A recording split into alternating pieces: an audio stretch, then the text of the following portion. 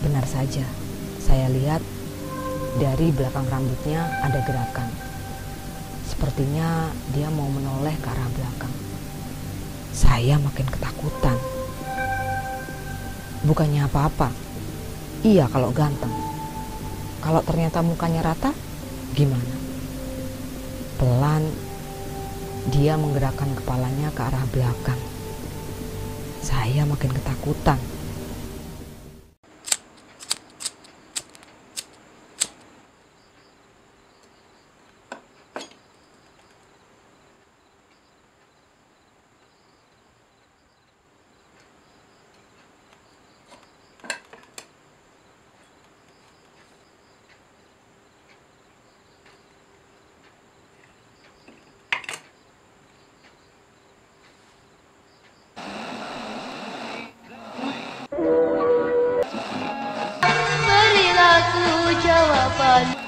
Selamat datang di podcast Kopi Hitam.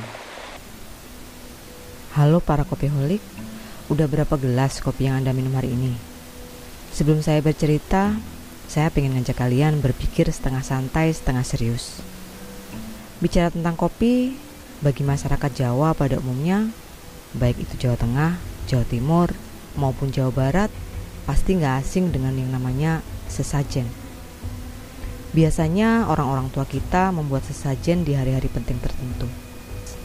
Hampir di setiap sesajen ada segelas kopi hitam.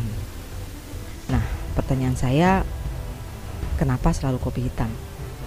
Padahal kan zaman sudah jauh berubah.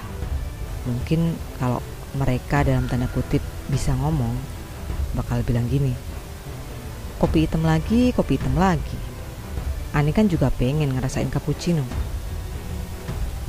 Oke, kali ini saya akan membacakan sebuah kisah nyata yang dialami oleh Dewi yang berdomisili di Lampung. Saya akan mulai membacakan cerita untuk kalian. Cerita yang berjudul Suro.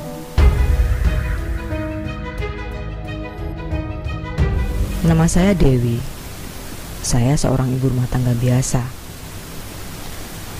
Waktu itu tahun 1996,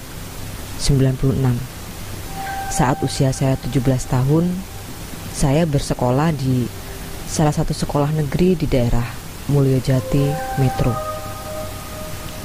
Saya menyewa sebuah kamar kos di daerah persawahan yang orang sana biasa menyebut sebagai gang sawah.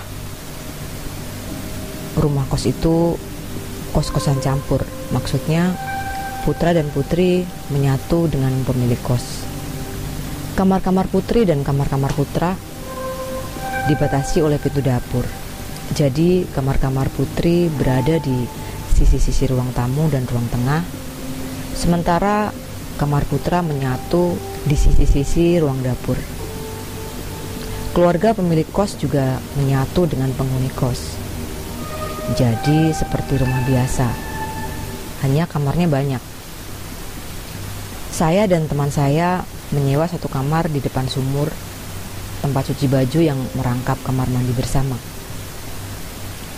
Kejadian yang akan saya ceritakan ini bermula dari malam 1 Suro tahun 1996.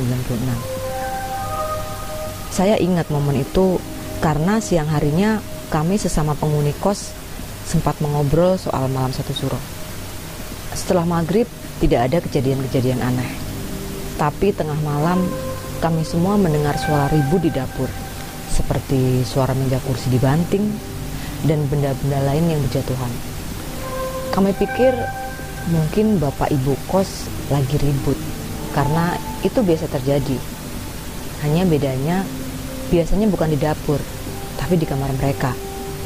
Keesokan harinya ada kehebohan di dapur.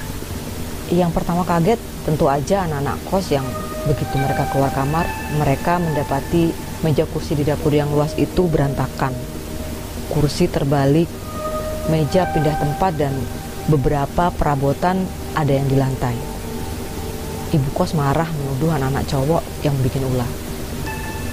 Padahal anak-anak cowok itu sendiri malah ketakutan karena di antara mereka gak ada yang merasa melakukan itu. Lalu kejadian itu berlalu begitu aja. Beberapa hari setelahnya, saat tengah malam, waktu saya ke kamar mandi, dari luar kamar mandi terdengar suara kuku-kuku yang menggaruk-garuk pintu kamar mandi yang terbuat dari seng. Saya membentak, "Siapa?" Tapi gak ada jawaban. Suara itu diam sebentar. Lalu beberapa saat kemudian terdengar lagi. Saya kembali membentak, "Jangan iseng ya." Suara itu kembali diam.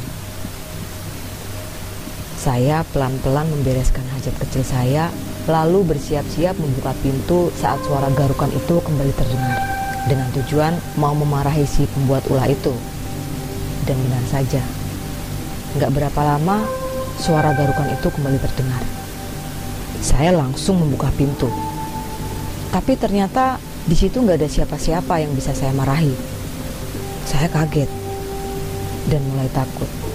Saya segera masuk kamar dan langsung tidur memeluk teman sekamar saya, ketakutan. Esok paginya saya menceritakan kejadian itu ke teman-teman saya, dan ternyata kejadian yang sama persis juga dialami oleh salah satu teman kos putra di malam yang berbeda. Beberapa hari kemudian, saat saya lagi tidur, di tengah malam saya terbangun dengan kaget, kayak dibangunkan. Saya membuka mata. Betapa terkejutnya saya saat melihat di lantai kamar ada seorang laki-laki tidur berlawanan arah dengan kami. Posisi kakinya sejajar dengan kepala kami. Dia memakai kaos oblong putih kecoklatan, celana kolor warna merah marun, dan rambut gondrong. Posisi kepalanya miring menghadap ke arah tembok. Jadi saya tidak bisa melihat wajahnya. Hanya rambutnya yang terlihat jelas. Potongan rambutnya seperti orang dulu biasa menyebut potongan seperti itu sebagai gondes atau gondrong desok. Karena potongan seperti itu biasanya digemari oleh orang-orang yang tinggal di desa. Tidak bermaksud merendahkan golongan tertentu ya. Saat itu perasaan saya campur aduk antara takut dan bingung. Bingung gimana bisa orang itu masuk ke kamar kami padahal pintu kamar kami terkunci dari dalam. Dan saat saya melihat ke arah pintu, gerendel pintu masih seperti terakhir saya kunci. Takut. Gimana kalau orang itu tiba-tiba menjahati kami berdua, dua gadis remaja yang polos. Saya terus mengamati dia, sambil berpikir menyusun strategi supaya sewaktu-waktu dia bergerak, kami berdua bisa melarikan diri. Tapi karena dia tetap diam dan gak bergerak, akhirnya saya kembali tertidur. Esok paginya saya kembali menceritakan pengalaman itu ke teman sekamar saya. Dia bilang, nanti kalau dia datang lagi, saya harus membangunkan dia. Teman saya itu seorang cewek tomboy yang sangat pemberani dan galak. Saya yakin kalau malam itu dia juga bangun, orang itu pasti dihajarnya. Tapi saya mewanti-wanti teman saya itu supaya jangan cerita ke siapapun. Saya malas kalau sampai ada yang bilang saya berhalusinasi. Beberapa malam kemudian, masih di bulan Suro, sekitar jam 8 malam, saya di kamar sedang belajar kebut semalam. Teman saya di ruang tengah menonton TV. Saat itu awal-awal ada sinetron Tersanjung. Teman saya suka banget sinetron itu. Jadi dia gak mau belajar walaupun tahu besok ada ulangan. Saya memakai ranjang sebagai meja. Sedikit catatan, di zaman itu kasur belum populer seperti sekarang ini. Kami biasa memakai papan atau susunan bambu sebagai pengganti kasur. Nah, di atasnya baru digelar tikar. Keras sih, tapi bisa multifungsi, ranjang sekaligus meja belajar yang luas. Sebenarnya ada meja belajar plus rak buku di kamar kami, tapi sempit. Kami jarang memakainya. Saat itu, saya duduk di lantai dan kaki saya selonjorkan di bawah dipan. Lalu buku bertebaran di atasnya. Pas lagi serius menghafal, tiba-tiba ada yang mengelus-ngelus betis saya yang berada di bawah ranjang. Saya kaget dan langsung menarik kaki saya. Jantung saya rasanya mau copot. Deg-degan. Saya coba menetralisir perasaan saya dan mengumpulkan keberanian saya. Lalu pelan-pelan melongok ke bawah dipan. Dan ternyata kosong. Perasaan saya lega saat itu. Lalu saya kembali fokus pada persiapan ulangan besok. Tapi saya mengganti posisi duduk. Kali ini posisi duduk saya bersimpu. Jadi kedua lutut saya berada di bawah ranjang. Saya coba mengurangi resiko terelus-elus sesuatu itu dengan cara mengurangi bagian tubuh yang berada di bawah ranjang. Yang tadinya seluruh kaki saya, kini cuma paha sampai lutut aja. Saya kembali berkonsentrasi menghafal. Dan sialnya, lutut saya kembali dilus-elus oleh sesuatu yang saya nggak tahu. Sontak saya lempar buku saya dan lari keluar. Lalu duduk di samping teman saya dan ikut menonton sinetron itu sambil masih deg-degan. Tapi percuma. Saya nggak ngerti jalan ceritanya karena pikiran saya masih di bawah ranjang. Tapi sepertinya teman saya ngeh dengan kondisi saya. Lalu dia tanya, "Kamu kenapa?" Nggak apa-apa," jawab saya.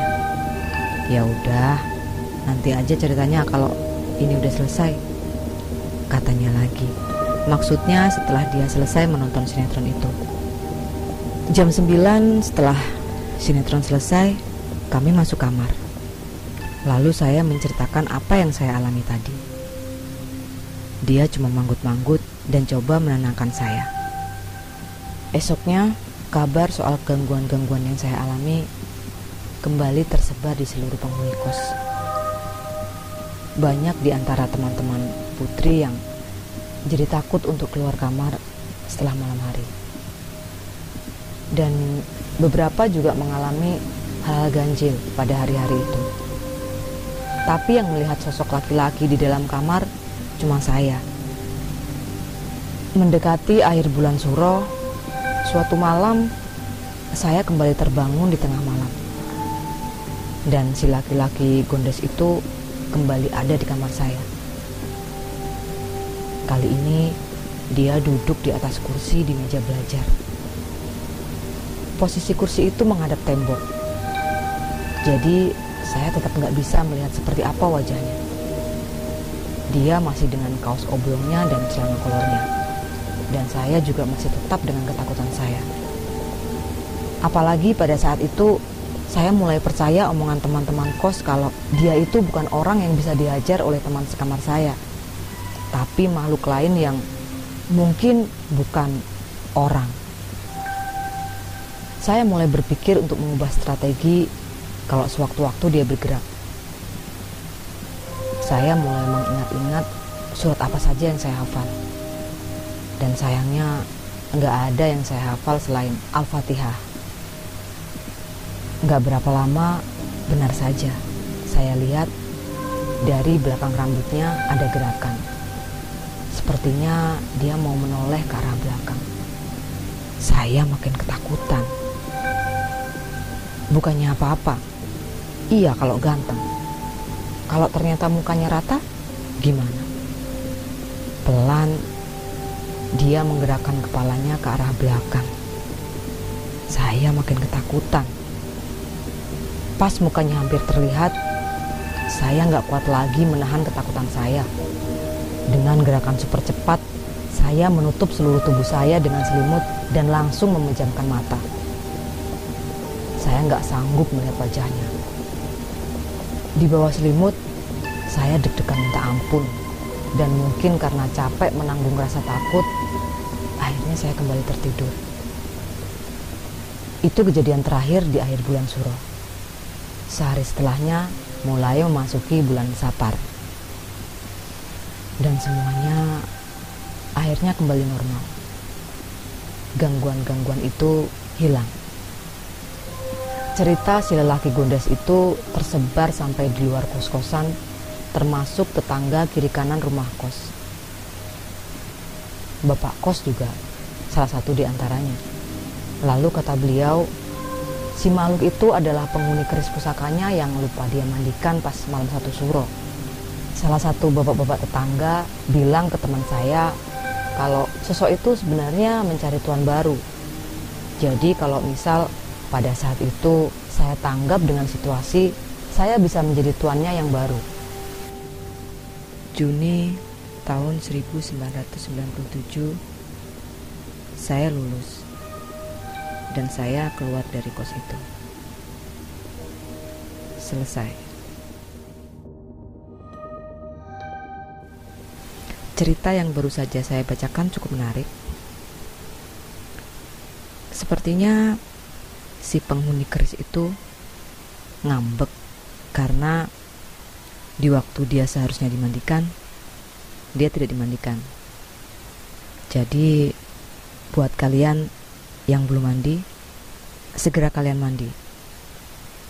Selama kalian masih bisa mandi sendiri.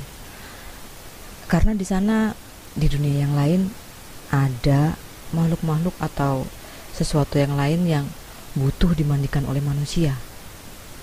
Dan jangan lupa irit air ya, demi menjaga bumi kita. Cukup sekian dari saya. Terima kasih sudah mendengarkan. Dan jangan lupa jaga kesehatan.